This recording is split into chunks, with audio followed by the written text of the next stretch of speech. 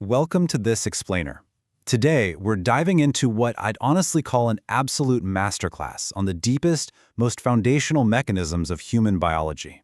We tend to think of our nervous system as this static, hardwired computer just sitting isolated inside our skulls. But the reality, it's infinitely more fascinating than that. The biological architecture of your mind is actually a highly dynamic bottom-up symphony. It is constantly rebuilding, repairing, and regulating itself right down to the molecular level. So let's explore exactly how this incredible system is built, fueled, and ultimately protected. Okay, let's dive into this. For decades, when we talked about brain health or cognitive resilience, we looked almost exclusively inside the skull, right? But what if the true origins of cognitive decline or anxiety, or even our baseline capacity to handle daily stress, actually begin far below the neck? Today, we're completely flipping the traditional paradigm. We are starting our journey into the nervous system not in the brain, but deep in the gastrointestinal tract. The connection between your gut and your brain is not just some poetic metaphor. It's a literal, physical superhighway known as the microbiota gut-brain axis. And the primary fiber optic cable running this whole network, that's your vagus nerve. Now, you might assume the brain does all the talking here, but the vagus nerve is actually composed of 80% afferent fibers. That means 80% of its job is acting as sensory fibers, sending a massive stream of interoceptive data up to the brain. Only 20% sends commands down.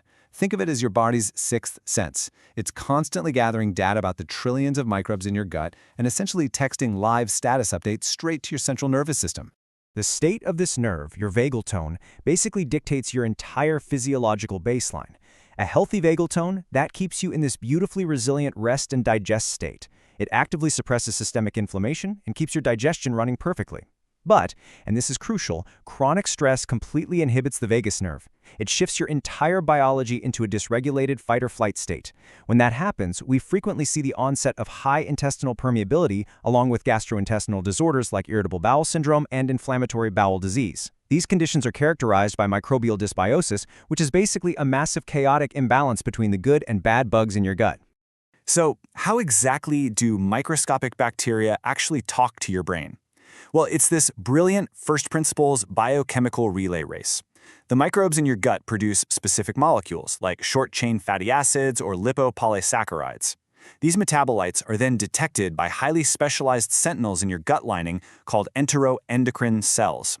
When these sentinels pick up on those microbial signals, they release a massive flood of serotonin and other signaling hormones.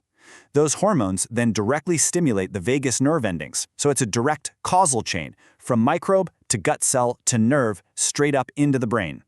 But here's the thing, it's a two-way street. The vagus nerve doesn't just listen. That 20% of efferent fibers carrying signals down from the brain, they have an absolute superpower. Through something called the cholinergic anti-inflammatory pathway, those efferent vagal fibers can actually dampen peripheral inflammation on command and physically tighten the structural junctions in your intestinal wall. By modulating this inflammatory response, your brain is actively and continuously shaping the very composition of the microbiome itself. It's a continuous, perfectly balanced feedback loop. Section 1. Breaching the Fortress, the Blood-Brain Barrier. Now, moving upward from the gut into the bloodstream, we arrive at the ultimate gatekeeper of your central nervous system, the blood-brain barrier. The architectural precision at play here is just staggering. This barrier selectively imports vital nutrients while ruthlessly locking out neurotoxins.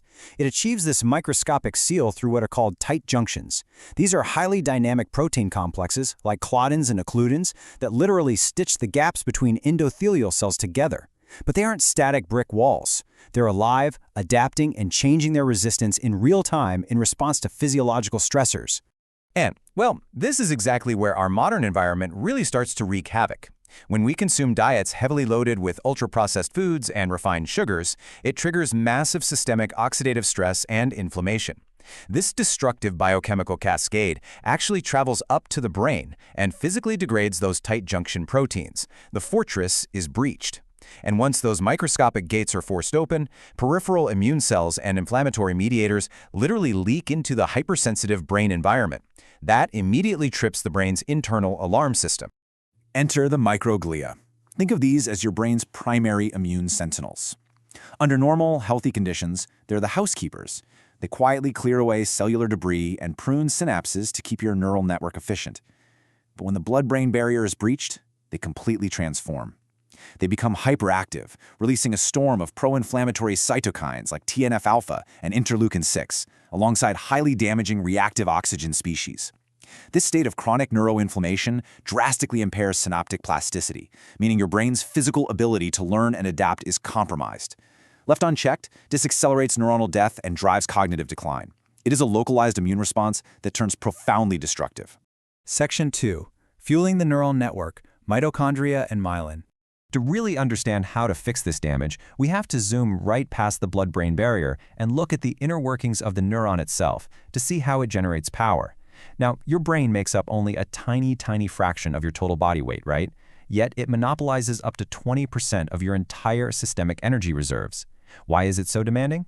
Because neurons rely almost entirely on their mitochondria to generate the immense amounts of ATP, cellular energy, required just to run the ion pumps that keep your nerves firing.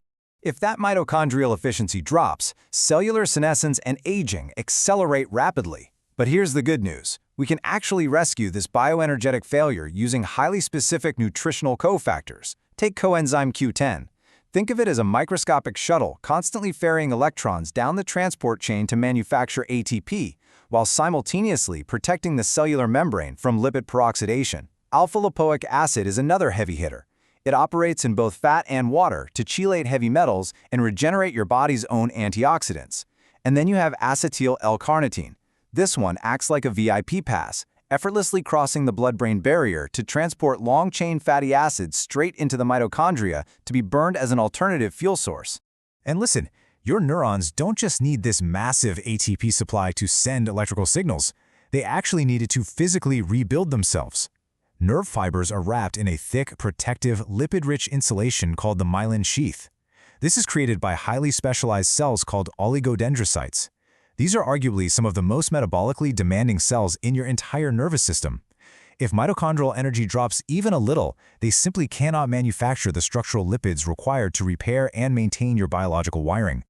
So, the absolutely crucial point here is this. When we look at demyelinating conditions, like multiple sclerosis, we have to look way beyond just suppressing the immune system. We have to literally provide the raw materials for metabolic rebuilding. You need vitamin B12 to drive the precise methylation reactions that synthesize phospholipids. You need omega-3 fatty acids, specifically in their phospholipid form, to integrate directly into the cellular membranes for structural stability. And of course, you need CoQ10 to supply the raw ATP to power that entire cellular assembly line. Section 3. Synthesizing the brain's messengers, neurotransmitters. Okay, we've covered the hardware, the mitochondrial energy and the myelin insulation. Now let's look at the software, the chemical messengers that dictate our mood, our focus, and our very perception of reality. Our emotional resilience is strictly biologically gated by our nutritional status.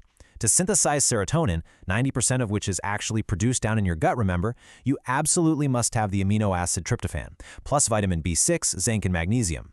Dopamine, the ultimate molecule of reward and motivation, specifically requires tyrosine. Acetylcholine, crucial for memory and learning, demands choline. And GABA, your central nervous system's primary calming inhibitory transmitter, relies heavily on magnesium and B6. As the research points out, quote, these crucial brain chemicals don't appear from nowhere. They're manufactured through complex biochemical pathways, end quote.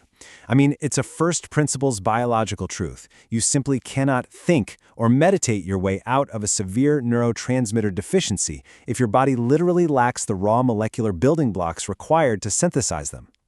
And maintaining the precise balance of these chemicals is literally a matter of life and death for your neurons.